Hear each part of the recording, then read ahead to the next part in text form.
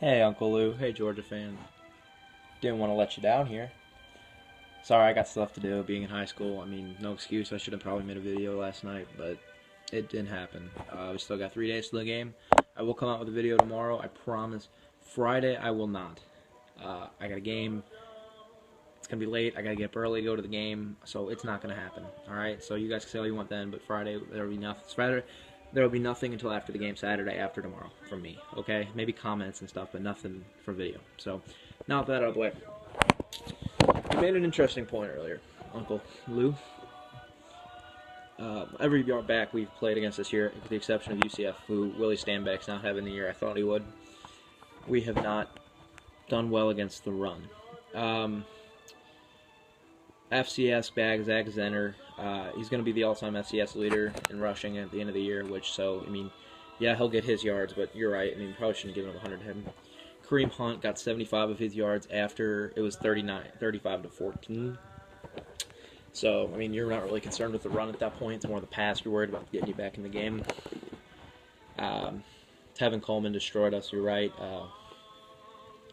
No excuses there. I mean, that loss still haunts me because of what it could have meant for this game, especially. I mean, you go in, you beat South Carolina. You could potentially be seeing two top 15 teams here under the lights more than likely. I mean, it probably would have been picked before the Alabama-Arkansas game. Two top 15 teams under the light for the SEC East, basically. Because, I mean, if we win this game, you guys have to hope for 3 conference losses from us. So, it's a big game for us. And it's a big game for you guys, too. This isn't really a hate video, per se. It's just kind of an analyzation of what this game really does mean. I do hate you guys, however. You're not going to win this game. Yeah, Todd Gurley is coming into town. Heisman contender. What happened the last time the Heisman contender came to Columbia, Missouri? I believe we beat him 28-21. He had his lowest yard output in any game ever. He was seen all game yelling at his teammates and all that kind of stuff. What was his name? Johnny Soccer Ball? Johnny Baseball? Johnny Hockey Puck? I don't know. He'll get his yards, and he's Todd Gurley. He's going to get his yards, but we'll bottle him up. I promise you, we will. It's you forgetting we have a bye week. And you see all these yard totals in the stats, and I'm sure you do. I mean, a lot of fans do. I got that from South Carolina fans.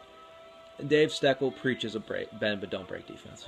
He does. I mean, I don't like it all the time, but in games against Ole Miss last year, Georgia, you guys especially, South Carolina, Tennessee maybe, yeah, Tennessee, I guess, yeah, they kind of bend but don't break, and that's what he preaches. He preaches holding teams to field goals or turnovers. I mean, before Indiana, we had 49 straight games with a turnover. I mean, that's one of the longest streaks in history. So, you got to think, hey, we can do this thing. You are 3-point favorites, which is to be expected. You're higher ranked. Your one loss has come on the road to South Carolina in a game where those fans are fired up. They're fired up for the Mizzou game, and I don't think everyone realizes that. I mean, they had College game day. How much more fired up can you get for a night game? Plus, that game's at 2:30. The night game's much more hostile.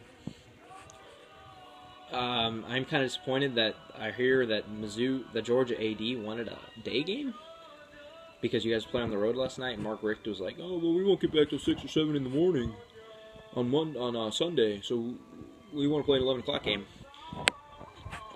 Yeah, that doesn't really affect the decision because ultimately the networks make the decision. But just to have that bug in your ear saying, "Hey, get us the 11 o'clock game." And that's kind of disappointing because it's the gold rush for us this week. And there's nothing like a Mizzou gold rush at night. The last 2 years we've had the 11 o'clock game for our gold rush. I mean, you guys did beat us 2 years ago, but I've heard Georgia fans say the stadium did look really nice with all the gold. And then you just see spots of red all over the place. And that kind of mixed and matched well, especially at night. But it is what it is. Hudson Mason's trash. I mean, I trust you guys to complete a 3rd and 8 more on running the ball than passing the ball. And the thing is also, South Carolina was banged up. What are you talking about? They had one starter out. We had 4. We had our two of our top 3 wide receivers out. I mean, if that doesn't mess up your passing game, what will? Matty Marks looked terrible, yeah, but you got to realize he's throwing to guys that he hasn't thrown to in forever. We get those guys back, which is going to be amazing. Because your secondary's trash. We will throw the ball all over you. And Russell Hansbrough, he's not as good as Todd Gurley, but he's a physical and powerful running back. What did Mike Davis do to you guys? Ran for quite a bit. And don't let the score conceive you. You guys really did not play that well defensively against Vanderbilt. Yeah, you gave up 17 points. But you guys really did not play that well. I was watching that game back on SEC Network. Nah, that wasn't that good of a performance. Don't kid yourselves. It's Vanderbilt at home. Come on, Georgia. I do hate you, and I do think we're going to win this game. I think we will pull the upset. And with a win this game, you immediately become the favorites of the title. I don't know how much that means this year, but you do. Because Georgia, you still have to play Kentucky at Kentucky. You still have to play Auburn. I mean, I'm not saying those aren't winnable games. I'm just saying those are tough, especially Kentucky. I'm just saying Kentucky's on the rise, and you don't know where they're going to be at that point of the year.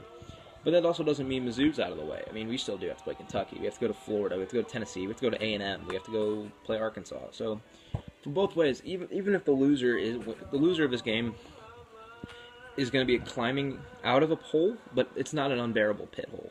It's not an unconceivable pit hole for them to climb out of. I mean, South Georgia, you know that for 2012, and you got beat down by South Carolina 35-7, and you still came back and were 5 yards away from going to the national championship.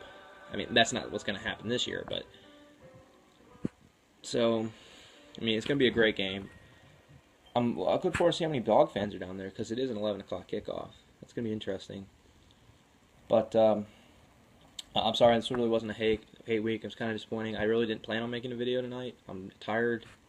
Got work to do. I'm exhausted. So, this is kind of just a spur-of-the-moment thing. I do have plans for tomorrow to make a video, and I've had plans all week. So, till tomorrow, I'll see you guys. Uncle Lou, man, this has been fun. Let's keep it up for another few days. And then go. Let's dance. MIZZOU, go Tigers.